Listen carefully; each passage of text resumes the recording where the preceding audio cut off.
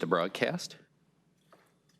The broadcast is now starting. All attendees are in listen-only mode. All right, well, good morning and welcome to this special meeting of the Maricopa County Board of Supervisors. I imagine a lot of you are here for the formal meeting, and as soon as we complete the special meeting, then we will move into the formal meeting. Want to thank everyone for being here today. And at this point, I would, this meeting has been a notice for discussion and possible action regarding elections and Attorney General Brnovich correspondence. At this point, I would entertain a motion. Do I have a motion? I don't have any motion in front of me. What to go into session?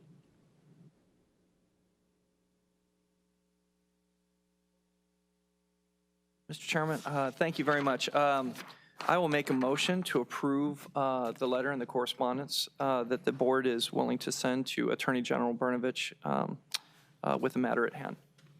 And this is in response to the April 6th. In response to the April 6th, messaging that we received.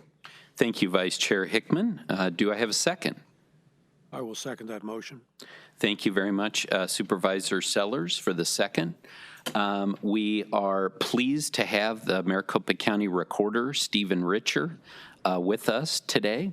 And this letter that we've just had a motion and second on, Recorder Richer is also a signatory to this letter, and I would invite Recorder Richer up at this time if you care to make any comments about this letter.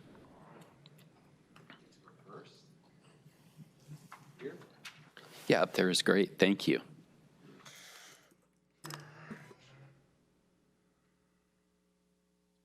Okay. Chairman Gates, members of the Board of Supervisors, thank you for partnering with me on this letter. We are once again correcting the record.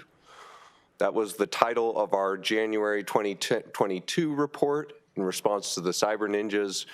But yet this myth, this rumor, this lie that Maricopa County misadministered, fraudulently administered, or inaccurately administered the 2020 election continues to persist. For most people, this is just a political sport. For me, it's life. It's life every single day that we have to deal with this. It's life for the 165 people in the Recorder's Office and the Elections Department. And coming from the many friends who are Republican electeds or candidates as Republicans for elected office, I've gotten to a point where I can almost swallow it. I can accept it. I know that they've told me differently in private, but then they say that the election was stolen in public. But where it's different is when it's coming from the Chief Law Enforcement Officer of the state of Arizona. Where it's different is where you have an ethical responsibility as an attorney. Where it's different is where you have the awesome power, the ultimate power of the state, which is to deprive people of liberty and to ruin their reputation. I would remind everyone of the unique position I'm in. I wasn't in office in 2020. I was merely a Republican candidate who happened to unseat the Democratic incumbent. This is an inconvenient truth. It's an inconvenient truth because it states that I have no incentive to lie or to otherwise obfuscate about the 2020 election. My only master in this has been the truth, and that's been consistent over the past year and a half. It's disappointing that we have to do this. It's disappointing that we have to correct the record even after I've personally reached out to Deputy Attorney General Joe Canfield multiple times asking him to correct the record. It's disappointing that I have to write this about a person that I previously admired and considered a friend and a good man. It's disappointing that we have to write this about a person who was among the first Republicans to clearly state the election wasn't stolen. People simply voted differently down the ticket. And I'm gonna quote to you a little bit. This is from November 11th, 2020. This is Attorney General Brnovich on Fox Business with Neil Cavuto. It does appear that Joe Biden will win Arizona. There is no evidence There are no facts that would lead anyone to believe that the election results would change. If indeed there was some great conspiracy, it apparently didn't work since the county election official who's a Democrat lost and other Republicans won. What really happened, it came down to people who split their ticket. People vote for Republicans down ballot, but they didn't vote for President Trump. That's the reality. Just because that happened doesn't mean it's a fraud.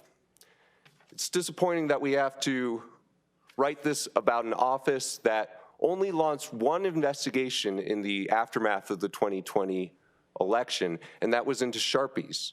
Attorney General Brnovich said that issue was, quote, overblown. It's disappointing we have to write this when there were 9 cases filed against Maricopa County in the 2020 election context, all of which Maricopa County won, but none of which were filed by Attorney General Brnovich. It's disappointing that we have to write this in response to an office that saw fit to take no action for all of 2021 until the politics changed.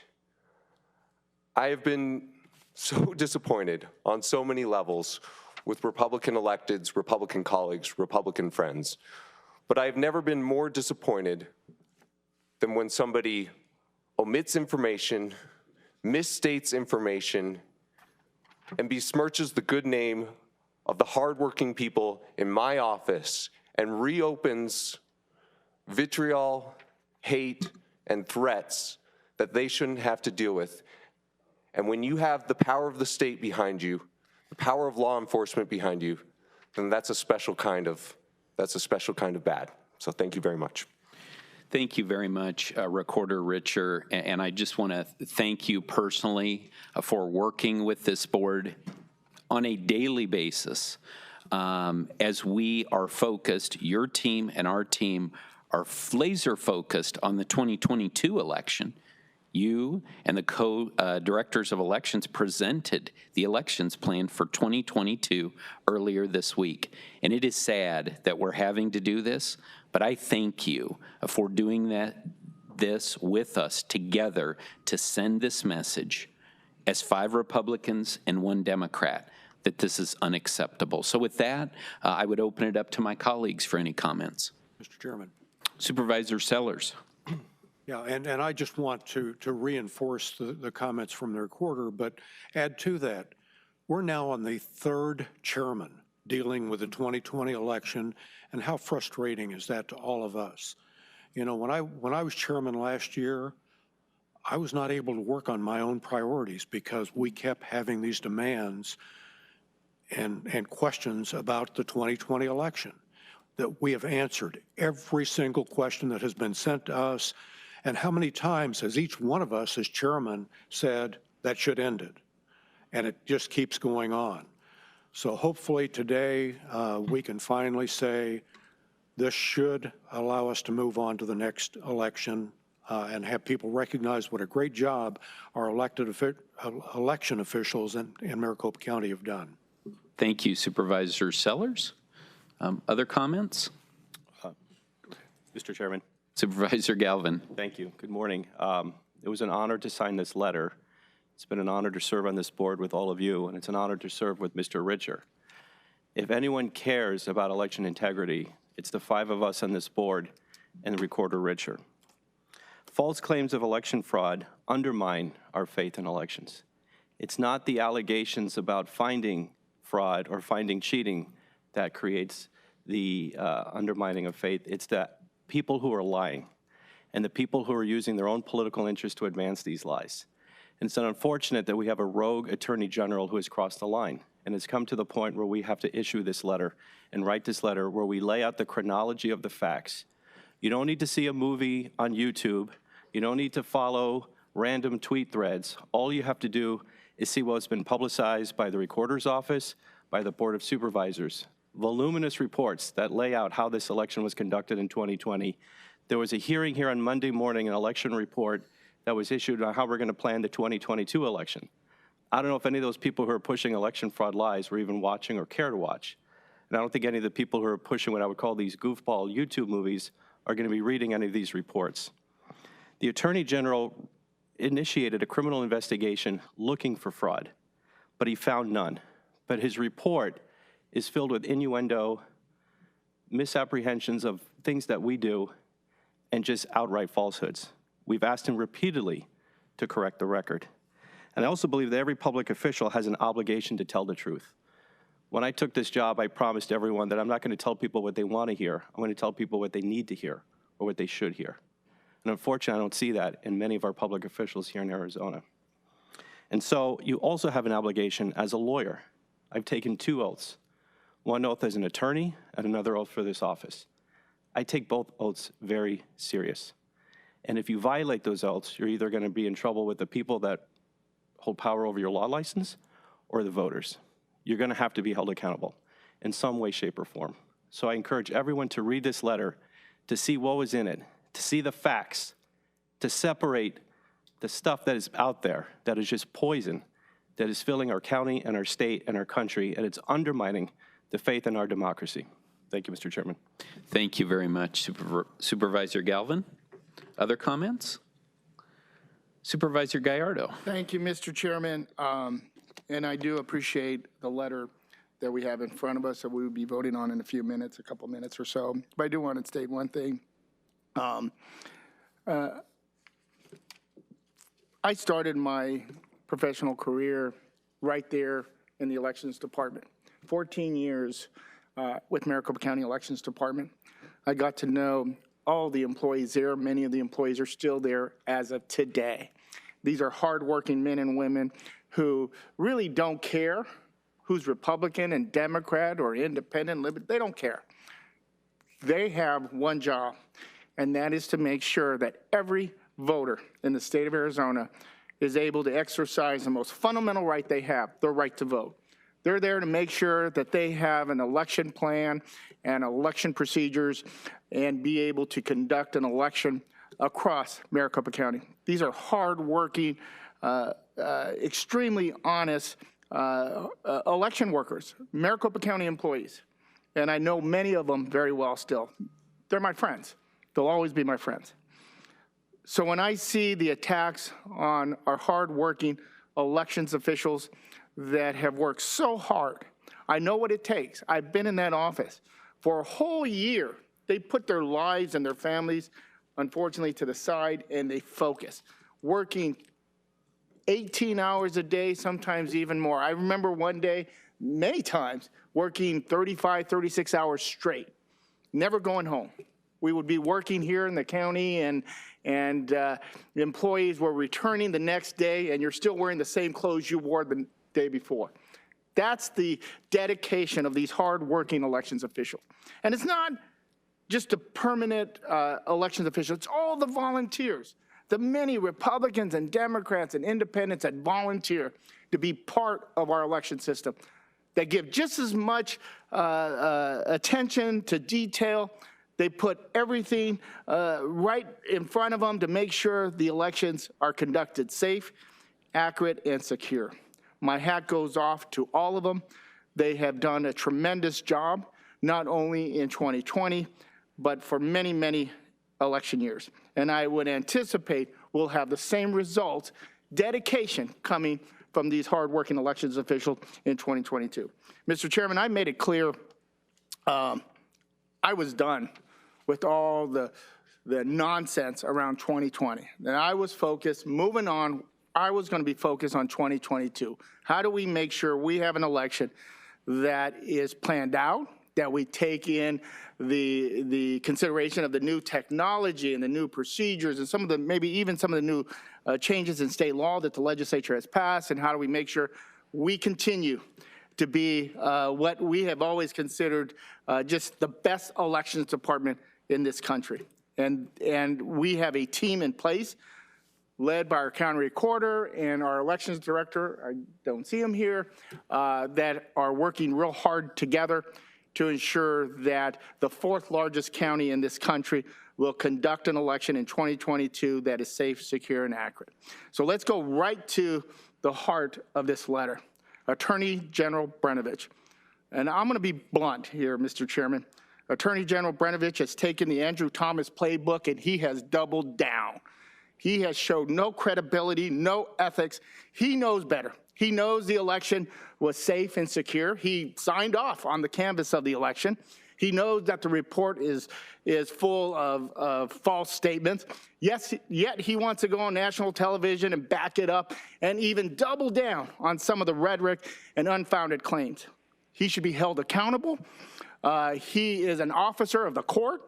He should be held accountable by the state bar. He should be held accountable by the voters of Maricopa County and the state of Arizona. He's running for election. He's running for the United States Senate. He will do anything in order to get votes, and that's exactly what he's doing.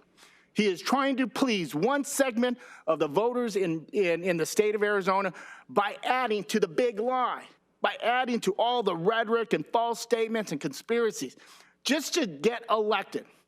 Right after the primary, when he loses, I'm sure he will lose, you will never hear him speak about the 2020 election. There's no benefit for him. He's trying to get elected. That's what he's doing. He's reading the polls. He's trying to get voters to support him. So he's continuing pushing the big lie, knowing well that what he is saying and what the report that was put out is false. So, Mr. Chairman, it is so frustrating that we are so close to a 2022 election and we're still having to deal with a lot of the conspiracies and false statements. Attorney General, you should be ashamed of yourself. You should step down from office. You should not even have your name on the ballot. Thank you, Mr. Chairman. Thank you, Supervisor Gallardo. Vice Chair Hickman. Well, as your vice chairman, I appreciate getting a chance to tee it up for you, Mr. Chairman, and thank you, Jack, for bringing that up. There has been multiple chairmen during this. I thought we were going to be having these discussions in November and the investigations and the further look into an election before we certified. That's what, as chairman, that's what we required to certify the vote on late November of 2020. And it was a vote that came up, and I really was questioning myself. I'm sure the elections department spent sleepless nights looking into everything. Our legal team looking at everything, already suffering through lawsuits that the county had yet to win. Some of them they already had. But we came to that November night talking about a little bit about this. What steps, what things did we do to not only run 3 great elections in 2020, the presidential preference election, the primary and the general. What standards did we use? What mistakes did we see? How did we fix them? Did we stay in the statutes? Did we to key it up for a governor, a secretary of state, a presiding judge, and an attorney general to certify the vote? Yet here we are talking again. I'm going to bring it back to my district. I told my district, you hired me to keep an open mind, not to be defensive. You hired me to be a part of the county, but also keep an eye on the county work and how we do things, customer service, permitting, everything. Elections is a key component of that. And I told everybody, and it was really hard to tell the county, listen, guys, I have to keep an open mind. I don't get paid to be defensive on anything with the county. I get paid to oversee and look into these things and create better situations for the voter and for the taxpayer. This has been an absolute affront to this job. My main priority was to protect the Maricopa County taxpayer. I said it when I was appointed. And I don't know still yet to figure out what the total cost this has transpired to the Maricopa County to continue to pursue this while meanwhile saying, I still have to keep an open mind. This vote was certified. We did a great job. Someday I'll be able to go out there and say, not only was this election run well during a pandemic, we have scrutinized this all the way to Italian satellites, to burned ballots in chicken barns, to Sharpies with magnetic readings, to flip votes. I mean, everything under the sun, the goalposts move and move and move. And the reason why they move is we have been looking into this for almost 2 years now. So I feel bad, Jack. I remember voting for you to be a chairman and what your goals were. And we didn't even get to half of them because of this. Bill, your goals, we haven't even gotten to any of them. We're still trying to figure out how to do a strategic plan, but here we are, 20 minutes of our time today talking about this. Last thing, I'm not a lawyer. I'm a chicken farmer. I'm going to say it over and over again. I'm a business owner. I'm not a lawyer. But when I saw a letter come out, I had to ask the other lawyers that were blessed, Tom Liddy, Stephen Richer, lawyer, and I got a chance to ask you guys, what is a interim investigative report? What is that? Is that even allowable? Would you want your family members that if they were being looked at because they might be going to jail, that a lawyer would decide to get on radio stations and say, this is where we are at with the investigation? That's not the way it works. So that is the reason why I'm signing this letter, solely because there are certain things attorneys take an oath for, and we need to hold that accountable, because I don't want the whole system to change, that we start doing courtroom procedures on podcasts. So with that, Mr. Chairman, I turn it over to you. Thank you for the time. Thank you very much, Vice Chair Hickman. I want to thank all my colleagues, thank Stephen Richer for your partnership on this.